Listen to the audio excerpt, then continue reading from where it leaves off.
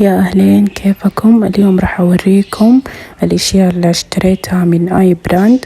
طبعا هذه أفضل صيدلية عندي من ناحية الأسعار. هنا اشتريت لي صابون المقربي واشتريت لي غسول للوجه. الغسول طبعا مو من اختياري، من اختيار الدكتور.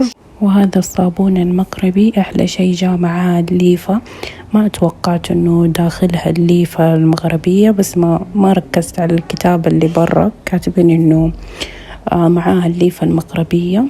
بس أنا راح أجرب هذا الصابون المغربي لأن أول مرة أجربه، وراح أشوف كيف يعني راح يطلع معايا. أحلى شيء فيه له إنه بخلاصة زيت الزيتون، يعني فيه من مكوناته زيت الزيتون. أنا جربت هذا الصابون المقربي قبل وعجبني، فهذه المرة اشتريت واحد جديد اللي هو ذا.